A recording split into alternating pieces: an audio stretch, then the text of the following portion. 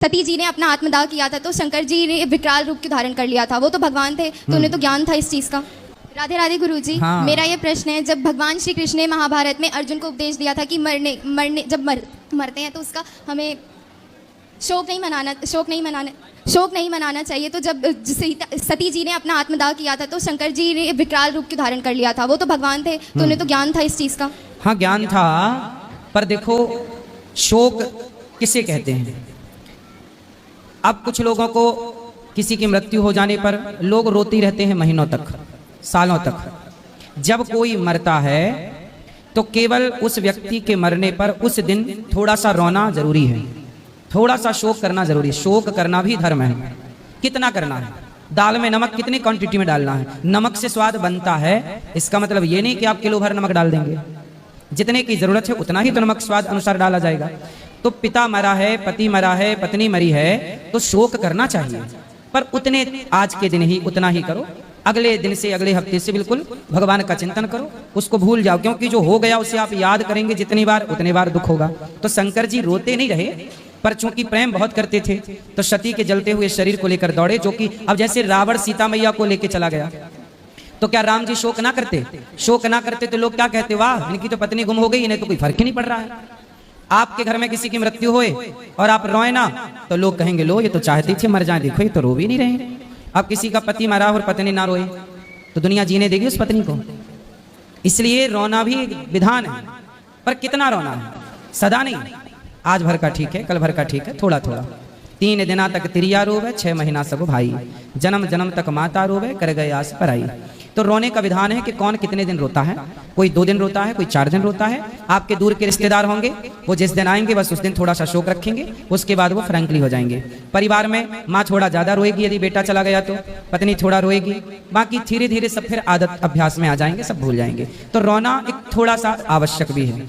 गुरुजी जैसे आपकी memes Instagram पे वायरल है ना, तो अगर उसे देखो, एक बार मैंने क्वेश्चन करा था तो उसकी रील भी आई थी, तो मेरे ट्यूशन में या स्कूल में जिन्होंने देखा ना तो वो कह रहे थे कि तुझे इनसे डाउट था, या मतलब ऐसे कह के मजाक उड़ा रहे थे, तो थोड़ा अजीब लग रहा था ऐसे सुनने में।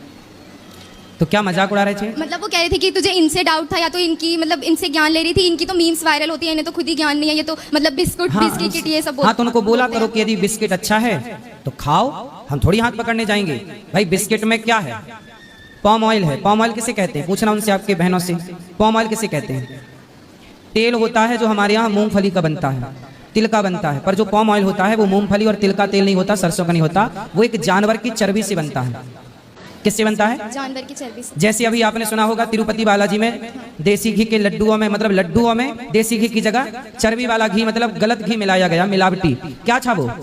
सुअर का तेल बनता है, मछली का तेल बनता है, भैंसे का तेल बनता है। इस तेल का नाम ही पॉम ऑयल है, जो बिस्किटों में प्रयोग होता है।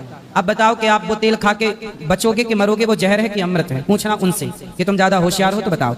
उसमें बिस्किट में होता है मैदा, तो मैदा स्वास्थ्य के लिए सही है कि गलत है? किसी डॉक्टर से पूछना, डॉक्टर मैदा खाने की सलाह देता है?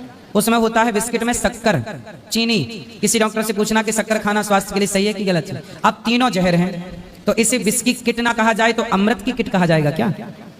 जो बिस्की किट है उसे बिस्की किट ही तो कहा जाएगा। अब आप आज के बच्चे हैं, इसमें भी आपको मजाक उड़ाना है तो उड़ा लो, हमें क्या दिक्कत है? खा के तुम जहर खा के मर जाओ, हमें क्या दिक्कत है? तुम सेल्फास खा लो, उनसे बोलना तुम सेल्फास खा लो, हमें क्या दिक्कत है? भाई हम तो तुम्हारे भले के लिए बता रहे हैं कि भाई जो गलत है वो ना खाओ। बिस्किट खाना, अच्छा ये बताओ, जो बिस्किट पैकेट में आप लोग बाजार से लाते हो, वो बिस्किट बनी कब होगी? 4 महीने पहले बनी होगी ना। एक्सपायरी डेट होती है 1-1 साल की। बिस्किटों में कितने साल की एक्सपायरी डेट होती है? 6 महीने की, 1 साल की। जैसे सॉस है, टमाटर का सॉस है, बिस्किट है जिसमें मैदा जो पका हुआ है, बताओ क्या ये 6 महीना चल सकता है? नहीं। तो बिस्किट 6-6 महीने क्यों चलता है? आपके घर में आप बनाओ कोई बिस्किट और चल जाए 6 महीने, आप एक काम करना, अपने घर पे बिस्किट बनाना, देसी घी से बनाना, और वो चला के दिखाना 6 महीने चल जाए तो बताना। तो ये पैकेट बंद बाजार का 6 महीने क्यों चलता है आप बताओ, और पूछना अपने फ्रेंड से। और गुरुजी जैसे पहले प्रश्न का उत्तर दो, क्यों चलता है? क्योंकि उसके अंदर मतलब फिश ऑयल वगैरह इन सब, क्योंकि उसमें केमिकल का प्रयोग होता है। अब सोचिए कि आप बिस्किट के नाम पर केवल पॉम ऑयल और मैदा और शक्कर नहीं, केमिकल भी खा रहे हैं, हाँ या ना? जो इतने महीने चला रहा। अब जैसे सॉस है, आप अपने घर पे टमाटर का सॉस बनाना, और टमाटर का सॉस जब बनाओगी तो बताओ वो कितने दिन चलेगा आपके घर का सॉस? 10-15 दिन। तो फिर बाजार का सॉस 1-1 साल क्यों चलता है? 6-6 महीने क्यों चलता है? क्योंकि उसमें केमिकल होता है। तो वही चीज हम मना करते हैं तो लोग हमें गलत कहते हैं। तो आपको जब जहर ही खा के खुश रहना है तो बोल दो अपनी सहेलियों को एक एक सेल्फास खा लो, गिफ्ट दो उनको, सेल्फास खाओ बिंदास, हमें कोई ऐतराज नहीं। गुरु जी जैसे मैं टीका लगाती हूँ, मैं तुलसी की माला पहनी है ना, तो और मतलब हम कभी घूमने जाते हैं, कुछ दिन पहले हम वैष्णो देवी गए थे, अभी हम मथुरा आए, तो मेरी एक फ्रेंड थी, वो कह रही थी कि तू तो भगवान की जगह घूमने जाती है और कहीं क्यों नहीं जाती, और अभी से तुलसी की माला मतलब पहनी हुई है और तिलक लगा के रोज जाती है, ये सब। तो बोले तू पाकिस्तान चली जा घूमने, मैं मंदिर जाती हूँ तो वहाँ घूमा पाकिस्तान, है ना। बोले मैं मंदिर जा रही हूँ, कहाँ जाऊँ, पूछना उससे कि बोले तू अपने परिवार को लेकर पाकिस्तान घुमाया कर। राधे राधे। राधे राधे राधे राधे गुरुजी। जी गुरुजी मेरा प्रश्न है कि हिंदू धर्म का जो पंचांग होता है वो इंग्लिश पंचांग जो होता है कैलेंडर, उससे मैच नहीं करती उसकी डेट, लेकिन जो हमारा मकर संक्रांति का त्यौहार होता है ये इंग्लिश महीने के 14-15 तारीख को ही क्यों पड़ता है, और किसी डेट पे भी पड़ सकता है? ऐसा है, मकर संक्रांति 14 तारीख को हर साल नहीं पड़ती बेटा। पहले आपने देखा होगा आज के 20 साल पहले मकर संक्रांति 13 तारीख को हुआ करती थी। उसके 20 साल पहले देखा होगा मकर संक्रांति 12 तारीख को हुआ करती थी। उसके पहले देखा होगा मकर संक्रांति 11 तारीख को हुआ करती थी। अभी 13 से 14 पे चली गई। हाँ। आपको 20 साल पुराना कैलेंडर उठा के देखना कि उसमें मकर संक्रांति कब थी, तो 13 तारीख को मिलेगी। मैं जब छोटा था तब मकर संक्रांति 13 तारीख की होती थी। हर 15-20 साल में संक्रांति तारीख के हिसाब से बढ़ जाती है, जबकि हमारे सनातन धर्म में तारीख को शुरू हुए 1400 साल हुआ है। तारीख को शुरू हुए लगभग 2000 साल ले लो मोटा मोटा। तारीख को शुरू हुए कितने साल हुए? 2000 साल। लेकिन आप देखो कि हमारे यहाँ लाखों साल से तिथियां हैं, एकादशी, द्वादशी, पूर्णिमा, अमावस्या। हमारे त्योहार अपने मौसम के हिसाब से आते हैं।